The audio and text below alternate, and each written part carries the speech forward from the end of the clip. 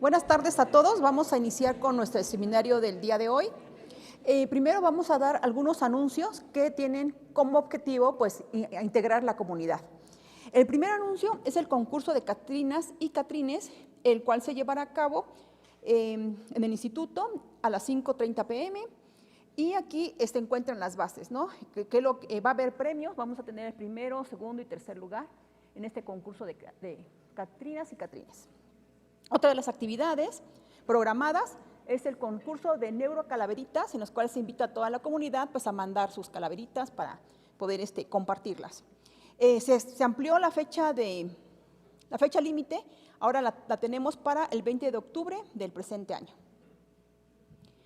Y otra de las actividades es que se les invita a participar trayendo esta lista de objetos para la ofrenda que se realizará el 27 de octubre a la 1 en el instituto también. Y finalmente, otra de las actividades a los que están invitados es a las Olimpiadas del INB por la Igualdad 2025. Esta actividad es organizada por la Comisión Interna para la Igualdad de Género del instituto y las actividades que se tendrán son muy diversas, como pueden observar. Vamos a tener fútbol, voleibol, ajedrez y ping-pong. Y se invita a que hagan sus equipos mixtos.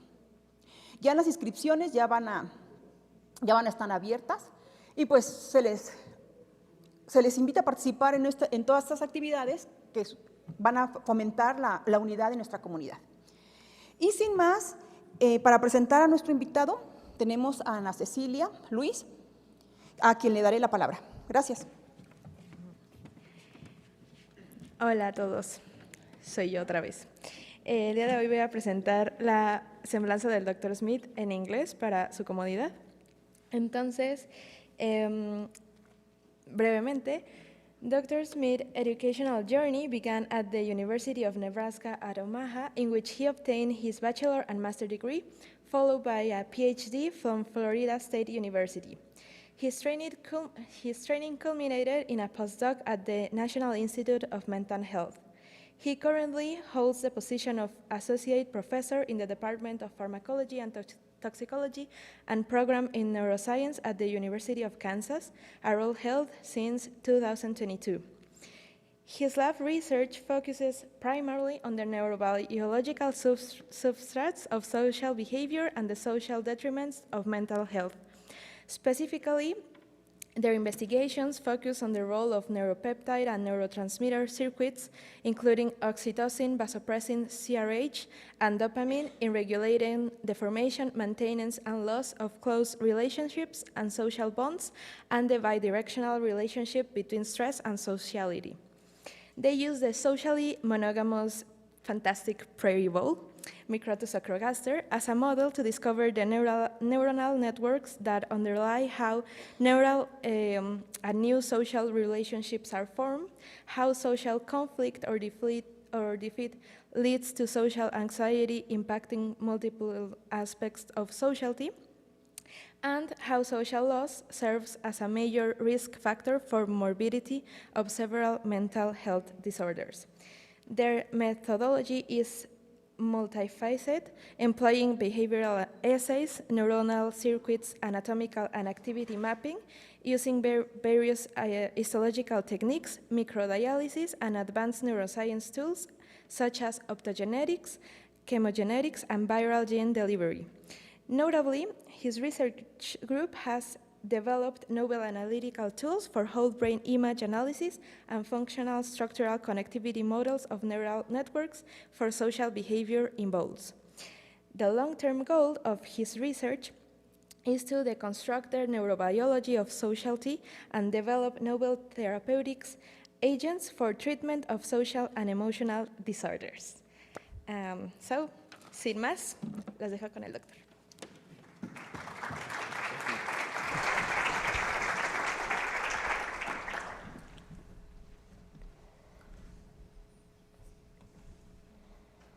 So thank you all for coming, and thank you, Wendy, for inviting me to talk about our research. And it's been a really enjoyable couple of days and getting to meet with many of her students and talk about their research. So our research focuses on the prairie vole and looking at neurobiological mechanisms that drive social attachment, conflict, and loss. I thought for today I'll talk about our research modeling social loss, given that we have the Day of the Dead coming, that this is a celebration and reminder of those that we've lost. I think this might be a good topic to cover for today. So we've been trying to develop this animal model for loss, as there aren't really strong animal models in the field of neuroscience to study this. Most research that we understand about loss is through human psychology and sociology research. And so I'll just share a little bit of this as we move into our work. And so when we look at loss or death of a loved one, it's common to be thought as one of the most traumatic and stressful experiences in our lives. And there have been studies conducted that have explored the significance of stress, and of the top 100 or so negative experiences that we have as humans, loss ranks 4 out of the top 5. Whether it's death of a loved one, separation, and so on. These all contribute to this sense of separation, of loneliness, of longing for closeness and reunion that we experience. In the United States, about 8 million individuals experience loss of a close family member every year. This is a process of grief that we all have to experience at some point in our lives. It will affect us in very significant ways emotionally, and will lead to different symptoms like intrusive thought of the deceased. So we will be preoccupied with those thoughts. We can also experience persistent sadness and this sense of yearning for reunion, or a desire or a feeling for closeness with those that we've lost. Individuals who are experiencing grief and those that are bereaved are at greater risk for a variety of different conditions. So complicated grief, which is a prolonged form of grief, leads to greater prevalence of mental health conditions, including depression, anxiety, PTSD. It also, patients that lose loved ones that are older and that are over 60 years of life have worse physical health outcomes. Disease is more prevalent. Cancers are, risk for cancers are higher. Even mortality rates are significantly higher in this population. And it's in part due to this experience of loss and the chronic stress that we experience, and the physical effects that it has on our physiology and our brain function. When we study aspects of the relationship of those that we lose, we recognize that the type and the quality of relationship can predict loss outcome. So if you know someone because they're your mailman, for many years, but you don't have many conversations with them, and you hear that this person has passed away, you may still go to work that day or to classes, right? If it's a family member or a close friend and you hear they pass away, that's going to disrupt your day, your week, your month, your year. It will cause thoughts and strong emotions. So the type and quality of those relationships can dictate how we perceive and respond to death. In addition, that the quality of those relationships can manifest or impact the symptomology. So the stronger the relationship is that you are losing, the greater the feeling of yearning and sadness that you have from that loss. And so these are natural experiences that have been observed in human research. There are some neurobiological studies, which I'll talk about next. Questions that intrigue us about these questions are how the brain is processing this loss, how relationship type and quality impact that loss outcome, which will be some goals that I'll talk about later in our research. So again, in human fMRI studies, when we study close relationships, we notice that there are specific regions of the brain that are active in response to reminders or interactions with others.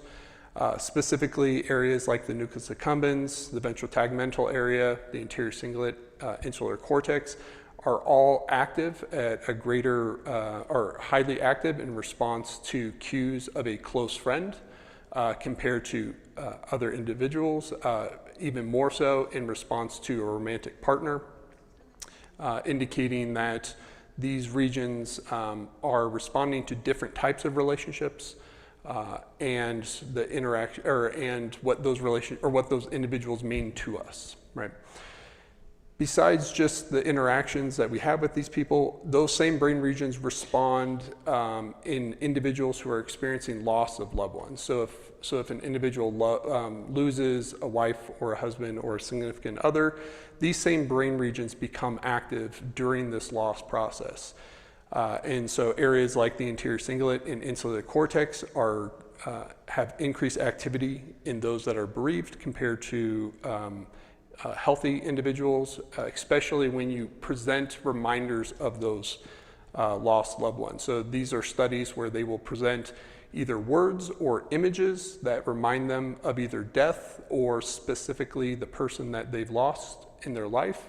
And these regions are active in response to those images and those associated cues. The nucleus accumbens also becomes active. Its activity is a little more complicated. Whether the patient is experiencing grief or a more prolonged form of complicated grief, the nucleus accumbens may be active during the initial grief phase. It has increased activity in mechanisms. And so I'll introduce to you the prairie vole. The prairie vole is a social monogamous rodent. They are also biparental. In the wild, prairie voles will establish partnerships and will maintain those partnerships for life. Even after death of one of the partners, less than 80% will ever make new. Them will never pair after the loss of their partner. In captivity, we have studied the monogamous behavior of the prairie vole, and we've identified different commitment signaling behaviors, such as selective preference for their partner over other animals, specific affiliative behaviors, so they groom each other, they nest together, they will huddle with each other, and they're more aggressive to other prairie voles that are not their partner. And so these are all signals that will manifest during that establishment of partnership and will reinforce that partnership. The prairie voles, we also have seen that when we do separation, whether it's a short period of only 30 minutes or longer, if it's days, weeks, or months, the animals are quite responsive to the loss of their partner, and their neurobiology is triggered, their stress systems become triggered in response to that loss. And one region, or one system in particular, the hypothalamic pituitary adrenal gland axis, or HPA, seems to have a social tuning that when they first form attachments, there is a dampening of the system, even at basal level. So there's a shift in their homeostatic state of the HPA axis during the pairing with this partner. If they lose that partner, that increases significantly. If they reunite with that partner, then you can see it lower again. So their stress system becomes highly responsive to the presence of their partner and the absence of their partner. In addition, we also look at brain regions similar to those in humans of the limbic system, like the nucleus accumbens, the ventral tegmental area, anterior cingulate, and insular cortex. All of these regions are also necessary for regulating social behavior of the bond for the prairie vole.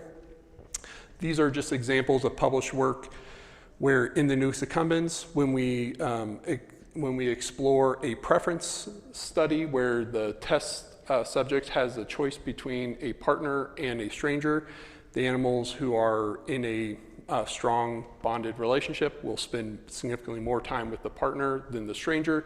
And you can manipulate the neurochemical inputs into the accumbens, including corticotrophin releasing hormone, or CRH, oxytocin, and dopamine. All three of these neurochemicals, when you elevate them pharmacologically, can induce a state of bonding for the prairie vole. in this single brain region. So this region gets multiple neurochemical inputs and is necessary for the behavioral output of attachment for the vole. And so just like in humans, where we identify some of these brain regions to be important for close relationship, we also want to see if these same brain regions are responding to the loss of those relationships, which then leads us into our main question, which is, what is the experience of losing a social partner for the prairie vole? What happens when they go missing? So this is just kind of an overview of some of the main takeaways that we've seen in the field in the last decade or so of research, and the experience of grief and loss in humans versus social loss in the prairie vole. And we can see similarities in the phenotype and in the neurobiology of these animals, where the heart rate or the cardiovascular system increases and also can become more variable during a loss period, or the cortisol levels increase, so the HPA axis becomes much more active in a chronic state during the loss. For humans, this can manifest also into psychological symptomology that includes conditions such as depression, anxiety, and PTSD, especially if the loss was traumatic in experience, or if it was an accidental death that led to the loss. For prairie voles, while we don't know if they experience depression or anxiety, we do see that they have prolonged distress and chronic stress states that are both manifested behaviorally as well as physiologically. In humans, we see there's an increase of yearning for closeness, so the sense of a desire for closeness and reunion, and that cues that remind us of that lost loved one can trigger this sense of yearning. And so things like if we, pictures or their clothes or their smell or things that can remind us of them when they're gone will activate this experience.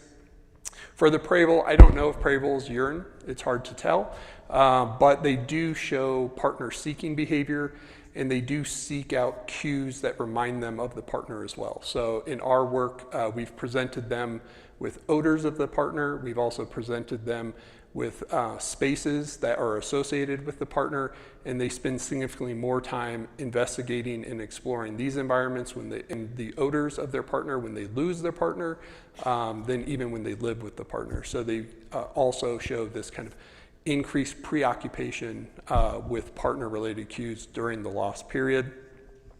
And then, as I mentioned, many of the same brain regions that are active in fMRI studies of humans that are experiencing grief and presented images of that deceased loved one are also active in research that we've seen, that when we present an odor of the partner to a prairie vole after they've lost this partner, these same brain regions become active. So there's many similarities in these cases. Of course, prairie voles may not have the same elaborate emotional states that humans do, but there are parallels in some of their biology and their behavior. So the first work that was actually done in this work was focused on the stress experience of loss, and was done by Oliver Bosch and Larry Young. And in this work, they took male prairie voles, paired them with a female for 5 days, separated them from their partner for 5 additional days, and then tested behaviorally and hormonally stress of these animals. They also had a separate group of animals that were paired with a sibling, a male sibling, and then also experienced separation from that male sibling. And what they observed in this research is that it's the loss of the female partner that the males are most responsive to. Loss of a male sibling, there's little behavioral and hormonal reaction to this loss. So it is specific to the type of the relationship, just like in humans, where when we lose a specific relationship type, we are more impacted, and this seems to also be true in the stress of the prairie vole. They've done additional work where they compared some of those same neurochemicals like CRH and oxytocin that are necessary for bond formation, and looking at how they impact the stress state during loss. What they find in this work is that oxytocin is suppressed, and this may be in part due to CRH is increased, and CRH causes a depression of oxytocin, specifically in the nucleus accumbens. And so this may, this alteration in peptide signaling may underlie some of those changes in the motivative states of the prey vole, as well as increasing the stress states of the prey vole. In my lab, we also looked at dopamine in the same brain region. Again, dopamine is another neurochemical that's necessary for bond formation and attachment in the prey vole, so we wanted to see if the same system is responding to the loss of this partner. So we have a similar model where we pair them for 1 week, and then they experience loss of that partner for a week, or they remain with their partner, so they're either intact or they lose that partner. And then we isolated the nucleus accumbens and measured dopamine and DOPAC, which is a dopamine metabolite, and then calculated a dopamine turnover ratio. So the more in the tissue, it would indicate additional release of the dopamine that then becomes metabolized. So as DOPAC increases, so too would the release of dopamine. But in this case, we actually see that DOPAC is depressed in voles that have lost a partner, suggesting that there's a hypodopamine signal within the nucleus accumbens during the loss state. And so because of the work from Larry and Oliver, we did a pharmacological experiment during this microdialysis study where we gave the animal oxytocin or a corticotrophin releasing hormone receptor 2 antagonist. Because CRH is higher in the loss state and oxytocin is lower, we wanted to give oxytocin or suppress the action of CRH in this brain region. And we measured dopamine levels, and what we see is that oxytocin promotes dopamine signaling. CRH, if you block it, that will also promote dopamine signaling.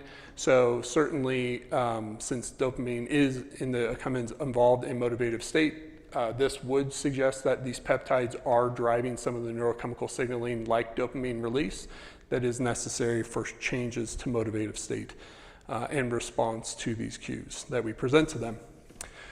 We also did an optogenetic study where we implanted or we injected a virus into the ventral tegmental area that will express channel rhodopsin, which is a blue light sensitive calcium ion channel. So when blue light is stimulating these cells, you will see more activity of those cells.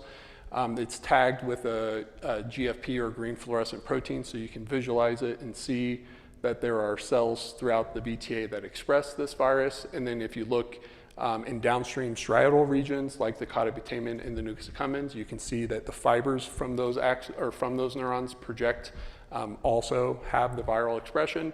And then we can implant optical fibers into the nucleus accumbens, so then we can isolate the VTA to nucleus accumbens circuit, right? And so then we repeat our paradigm where animals are paired for a week, they experience loss, and then we measure stress response in a forced swim. Typically, the animals that are experiencing loss or will become immobile in the forced swim test.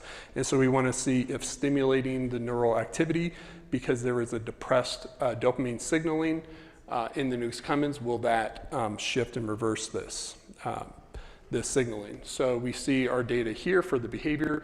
When the light is off, animals that have experienced loss have more floating or immobility in the forced swim test compared to animals that are living with their partner. When we turn the light on, that will knock down the immobility state, and you'll see more active swimming, diving, and climbing behaviors. And so you see more active coping strategies during the active state of this presentation. So again, indicating that this circuit is impacting the stress reactivity of the vole during a loss condition. And so we think, even though we didn't measure dopamine in this case, we think that that signal would most likely propagate dopamine release, because VTA projections to the accumbens are about 85% dopaminergic. We also looked at both some additional stress and social behavioral outcomes of loss for the prey vole. We use ULVA plus maze and like dark box as ways to measure stress responsivity of the animal during either a paired state or a separated or lost state. You can see in this data that bulls that are separated from a partner, these are all males, by the way, separated from a female. They were paired for 24 hours and then separated for either 2 weeks or 4 weeks on different experiments. All these animals were separated for 4 weeks. We can see that the animals are spending less time in the anxiolytic stages of the open arm, so of the LA plus maze, and of the the light box of the light dark box, indicating that they have a higher stress state when they are experiencing loss of a partner 4 weeks later. So this is a chronic stress condition for the vole.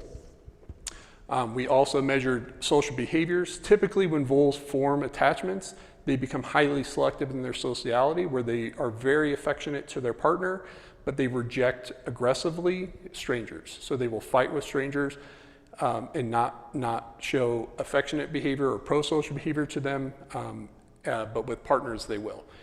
So in this study, we're looking at animals that are paired and separated in the same conditions, and then we're looking at how they interact in an affiliation test. So it's a neutral cage for both the subject and the stimulus animal. These are opposite sex animals, so the subject's a male and the stimulus animal is a female. We have a resident intruder test where it's the home cage of your subject and a same-sex male is intruding into that cage. And so we're measuring behavioral outcome there. In these experiments, we expect that if they are bonded to a partner, they're always going to be aggressive in both conditions, right? Because voles will actually be aggressive not only to males, but to same-sex animals, but they'll also be aggressive to opposite-sex animals. And they won't be aggressive just in their home cage, they'll also be aggressive in neutral cage environments once bonded. But that's not the case. So we do see that in the paired conditions, where there's high levels of aggression, low levels of affiliation. But in the separated conditions, we actually don't see these effects, even though they were previously paired, and therefore we expected them to be in a bonded state. And we confirmed that through a partner preference test prior to the loss of a partner. They do not show this selective affiliation as they did before. This is 4 weeks after, so we thought this may be a signal in which the relationship is starting to erode, or the memory of the partner may start to erode, leading to changes to their behavioral adaptivity.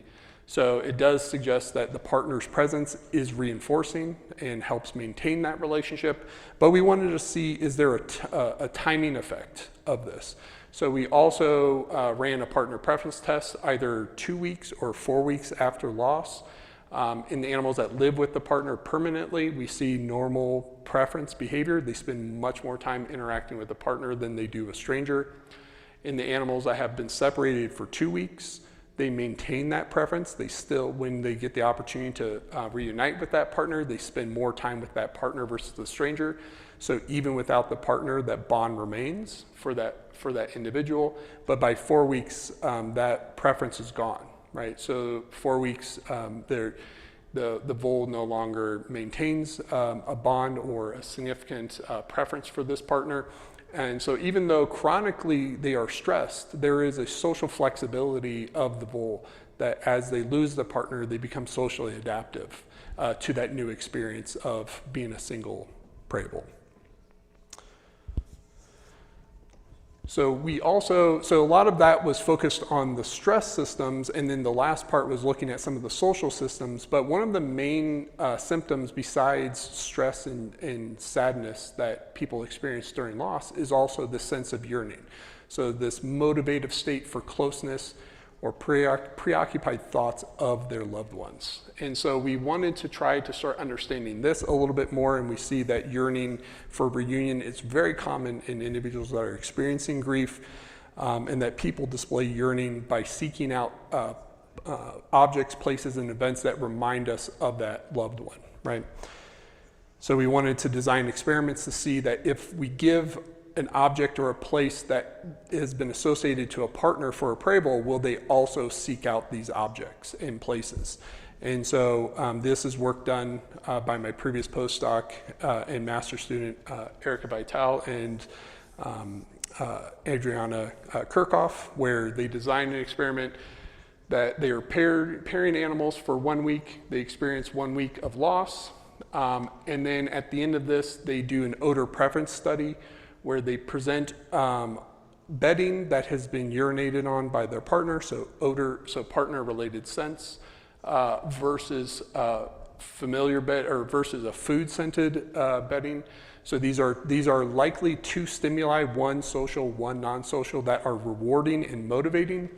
And we want to see if there are any changes in how the animals respond to these cues, whether they're living with a partner or have lost that partner.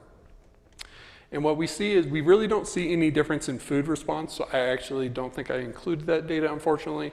The total odor investigation doesn't change whether they're living with a partner that's a male or female, whether they're living without the partner or not. But in response to partner odor, we see a large difference in males who have lost a female partner, but not if they're living with that female and not if they're living with the male sibling or have lost that male sibling. And so again, this demonstrates an effective relationship type where when a bonded male loses a female partner, they are responsive and they will spend significantly more time investigating odors of reminders of this partner, but not in response to loss of other relationship types. I'm going to skip over this just for time because I want to make sure I save a lot of time for other experiments, but we also conducted a social condition place preference.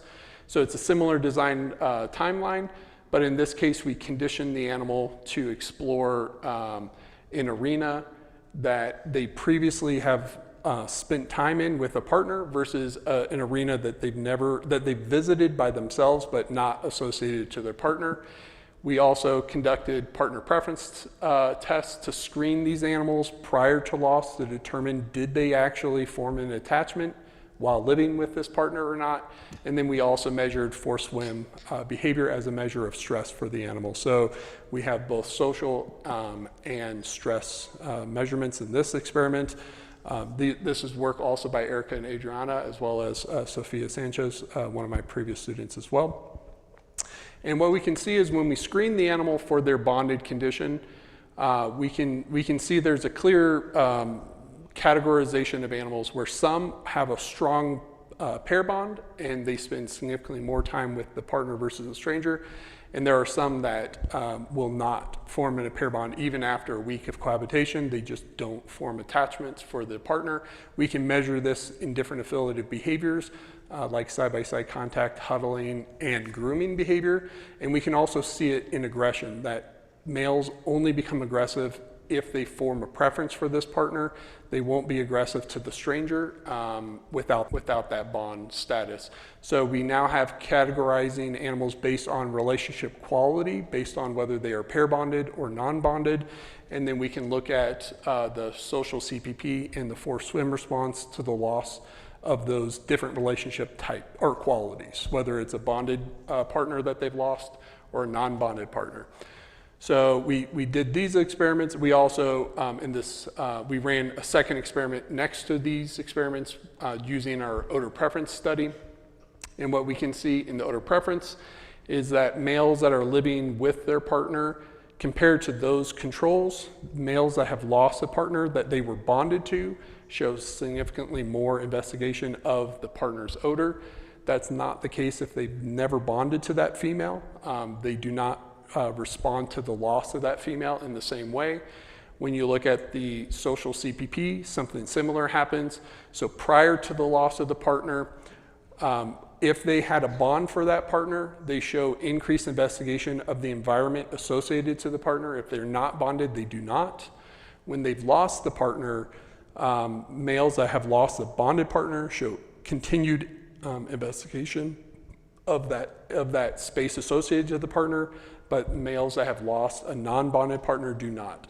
And then the forced swim also shows the same conditional effects, where males that have lost a bonded partner show increased immobilization or floating behavior, whereas males that have not or have lost a non-bonded partner do not. So all these experiments together tell us that it's not just relationship type that prey voles are responsive to, but also the quality of the relationship. So if you're a male prey vole and you lose a female, it may not matter to you if you're not bonded to that female. right?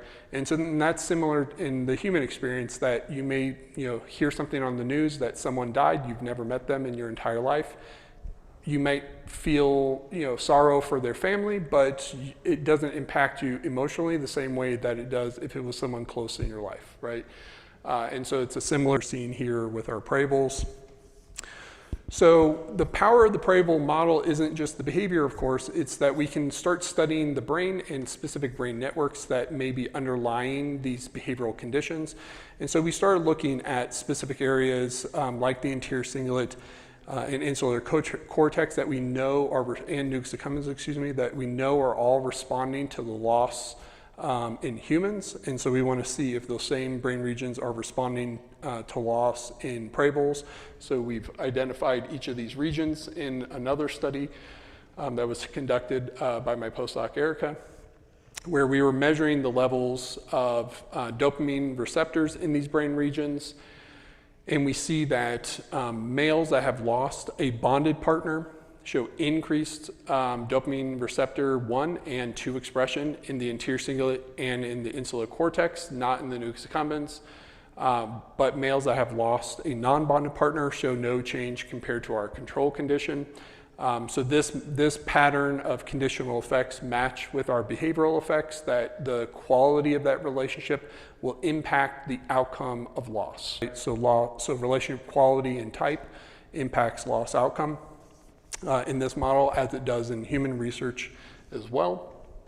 We've been doing a number of fibrophotometry and calcium imaging studies. So this is some of it. We have a really large data set for this, where we can take viruses that will express GCAMP, which is modified calmodulin that will bind to calcium when it enters the cell, and because it's conjugated to a fluorescent protein, it will emit a fluorescent light. And so then we can capture that light as an indicator of neural activity. So when a brain region is active, it glows, and we can observe this. This virus, along with a dopamine biosensor virus, which is a modified dopamine receptor that the intracellular domain has a fluorescent protein on it. So when the ligand binds to the extracellular domain, that will also glow. The GCAMP glows in green, and the dopamine biosensor or GRAB dopamine glows in red. So we can differentiate based on the wavelength whether it is calcium activity or whether it's dopamine release that we're measuring. And we can measure them at the same time. So we can measure those activities at the same time in all of the brain regions together. And then we created our week of pairing, and then either animals are in a lost state or in an intact state for one additional week. And then we can present them odors of the partner, of food, of unrelated animals, and see how they respond to these conditions. So the data I have here for you are responsive of these brain regions to the partner. This is just a neural trace of calcium transients in the insular cortex in one animal that is bond intact in red or in black, and then one animal that's in bond loss in blue, and it's just in response to the presentation of an odor. So you can see we're capturing lots of neural activity, but when it translates to a full data set, what we can see is that the anterior cingulate, the insular cortex, and all have greater reactivity, or greater activity, calcium activity and release in response to presentation of a partner odor in a bond loss condition, but not, or compared to an intact condition. So these regions are more responsive in a lost state than in an intact state, which is the same kind of result that we see in the fMRI studies of humans that are presented with images of a deceased loved one versus images of a living loved one.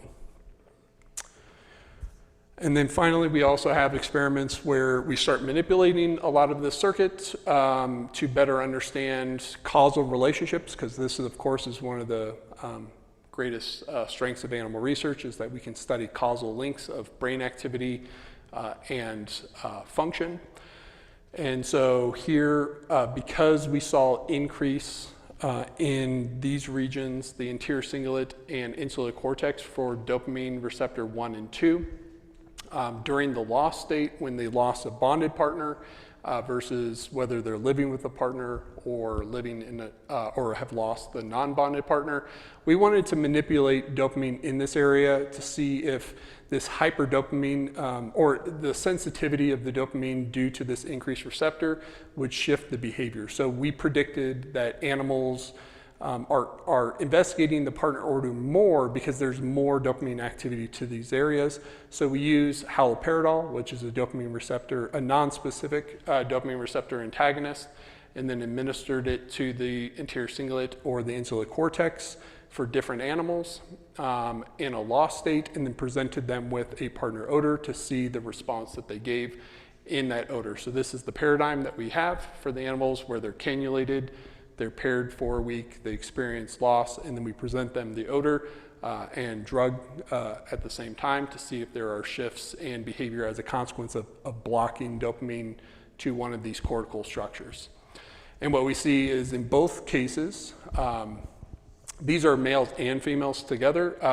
We looked for sex differences and there weren't any. Males and females both respond this way, where when you present them a partner odor by comparing to the vehicle group, the haloperidol treatment blocks the odor response in these animals, both in the anterior cingulate and the insular cortex. This is work that's being done currently by one of my PhD students, Cameron Lowe. She's also been doing receptor-specific pharmacology in these same brain regions. And so far in the anterior cingulate, she sees that both D1 and D2 antagonism separately generate the same effect. She's working on the insula data, so I won't present all that today because it's not completed in this case. But collectively, what we're trying to model here is or what we're trying to do is generate a model of social loss in prey voles. Since the field of neuroscience has heavily relied in our understanding of grief through human research, we have limited knowledge of mechanism that drives those symptoms and that drives loss outcome and how we cope and process that loss. And so we think that as we study prey voles and study the impact of loss of distinct relationship types in the prey vole, we can observe that that loss of a bonded partner is different than loss of a sibling or a peer for these animals. We can also observe that the quality of those relationships will dictate loss outcomes similar to humans, that stronger bonds in the relationship will yield greater reactivity to loss of that relationship. And we can see this manifest a few different ways. One, in persistent stress that we observe in our animals, and two, in the shifts of sociality of the voles. We see that they start to remodel their bonding behaviors. They also start to become preoccupied and fixated on odors and spaces that were previously associated to that partner. And there's research from other groups that even demonstrate that when the animals attempt to form a new partnership, the previous partnership, the loss of a previous partnership can be disruptive to that. So this singular experience can significantly impact not only their stress systems, but also multifaceted aspects of the vole sociality. And so what we're really trying to understand here is how the limbic system is involved in attachment and how that manifests to the loss state, right? So I like to think about it in a really simple way, that the mechanisms that both the biological and the psychological and emotional mechanisms that motivate us to be close, to seek out relationships and to maintain those relationships, those systems don't go away, or those mechanisms don't go away when we lose somebody, right? And they just transition into loss mechanisms. So the loss that we experience is in part an extension of the relationship that we had with that person, right? So the stronger those relationships, the more meaning that we have in those relationships, that will translate to how the loss of those relationships impact us. And it seems that the brain requires adaptivity over time to readjust those attachment circuits to now process that loss and to respond to that loss appropriately. And so we've been trying to build a number of different circuits. I presented you a lot of the dopamine system work, but we're also exploring some of the CRH and oxytocin, and this was also work previously completed by colleagues Oliver Bosch and Larry Young, which demonstrates that multiple sites of the limbic system, not a singular region, is necessary for loss processing, and that it in many cases overlaps with those same circuits for attachment for the prey vole. And so this, again, I think highlights our thesis that vole attachment is a good indicator or model of how we are going to process the loss experience. So with that, I'd like to stop and take some time to, sorry, let me go back here. I guess I have 2 slides of all my students. But I want to thank all of my students. These are the individuals that are spending countless hours in the lab working to collect data and to help us understand these questions. I have a number of former lab members that were each involved at different stages at starting the work, and then many current students that have taken over to complete this work. We've been fortunate that we've got lots of funding for this kind of work as we've been trying to establish this model as a first model for animal research in the field of loss in neuroscience. And so with that, I'd like to thank you all for your time and be happy to answer any questions.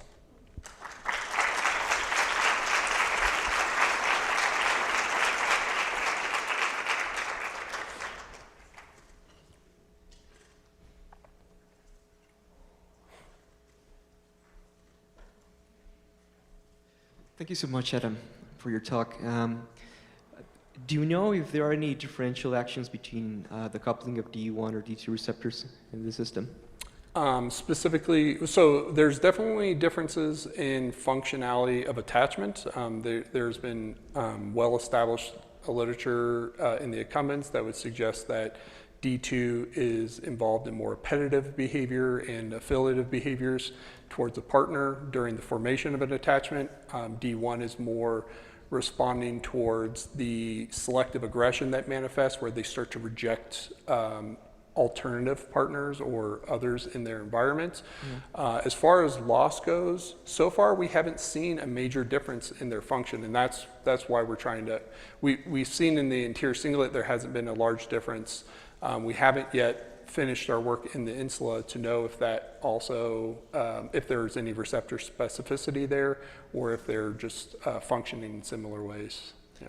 At the moment, there aren't any transgenic prairie wolves, right? Because I was thinking perhaps something like for mouse, D1 crea and D2 crea mouse. Yeah, that would be wonderful. There's a single transgenic line for oxytocin receptors, but not for dopamine currently. So we have been relying on viral vector systems to be able to manipulate, and pharmacology to be able to manipulate pathways as well as to manipulate specific receptor classes. But unfortunately, the vole needs to catch up to the 21st century a little bit more with some of the transgenic tools. Yeah. Thank you so much. Yeah, absolutely. Hi, thank you for the talk. I was just wondering, is there a way to differentiate between complicated grief and uncomplicated grief in this animal model? Yeah, that's a wonderful question. That was one of the first questions that intrigued me when we started this work, and we don't have an answer yet, unfortunately. But in humans, one of the main things that differentiate it is the time of loss, right? So part of the clinical diagnosis of complicated grief or prolonged grief is that the intensity and number of symptoms associated to that grief do not subside after the first year. And so if we wanted to try and use that clinical definition in the animal model, what we need to do is implement a time course into this work. We absolutely see a shifting of their sociality over time. The stress levels seem to be rather persistent, at least without intervention, which is another thing that we're exploring, is what interventions are necessary to reduce their persistent distress. But this, I think, would be an important thing. One thing that the reason that we're trying to differentiate whether or not types of relationships, quality of relationships will impact outcome is because these are essential aspects of understanding the severity of symptoms, right? So if we have an individual who is asymptomatic, is it because they've recovered so quickly, or is it because they were in a bad relationship or one that did not have a high value to them? So we're trying to understand that first in order to then understand when we look forward and start looking for animals that are better at coping, right? That show maybe a reversal or an adaptivity of their stress or to their sociality over time, then those might be animals that would be considered quote unquote normal griefers. And then those that do not show that activity would be more into that prolonged or complicated phenotype. And so we're trying to first understand what triggers the symptoms in the first place, to then start mapping it over time to see, are there distinctions in individual adaptivity? But that is on our list. It just haven't got to it yet. That's a great question. Right. Yeah. Thank you. Mm-hmm. Absolutely. Thank you for your talk. Can you foresee a clinical translation of this research? How is it the grief being treated pharmacologically in these cases?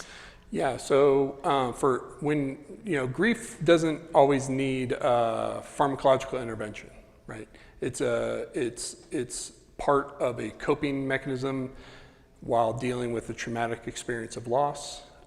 And so therefore, sometimes the best medicine is just loved ones, and spending time with others and finding ways to live a healthy life. But for people who do suffer from prolonged grief and who do need either psychological therapy or drug intervention, most of those pharmaceuticals are the same ones that we prescribe, or they're in antidepressants and anxiolytics. They're the same ones that we prescribe for other affective state disorders. There's nothing unique. And I think that's an area of pharmacology that is important to this model, is as we better understand the neurobiological mechanisms of grief and how it differs from other types of chronic stress, we may be able to identify novel systems or circuits that would be responsive to different classes of drugs, right? I pointed out some of the peptides like oxytocin and CRH. There aren't any drugs that are used in affective state disorder treatment that affect directly the oxytocin or CRH system. But we see those are major systems for grief in the praval, or loss in the praval, excuse me. And so these might be strong therapeutic targets to better understand how you would go about that. So that's what we're thinking anyway, is that as we build this model, it will help us potentially differentiate a loss model stress versus a isolation model stress versus a foot shock model stress, and what systems are uniquely responding to the loss, because there's a large social component of that. And one thing that's quite interesting comparatively, that isolation, chronic isolation, can reduce sociality. Loss increases motivation towards a partner, right? So you see you don't get anhedonia in loss. You get greater fixation and preoccupation of that individual. So it seems to be quite the opposite of how it affects the motivative systems, which again, for me, it makes me think that the drugs needed for treatment will probably need to be different as well. It can't be the same antidepressants and anxiolytics for therapy. Could you use this model to provide social support? Are these animals receptive for that type of interaction? Yeah, we've been trying to do this. The voles, it's been tricky because once they're in a bonded relationship, they start rejecting other animals, even when they're without their partner. And so they don't accept the social buffering that we try to offer them. They just fight in things. So we've been exploring some of this with different timelines because they do become more socially tolerant the longer they're in the lost state, but their symptoms get worse. So for social therapy to be effective, it's kind of a tricky thing for these animals, but it is something we've been looking at. Yeah. Thank you for that. Mm-hmm. ¿No hay más preguntas? Thank you, Adam, for your excellent seminar. Yeah. Thank you all.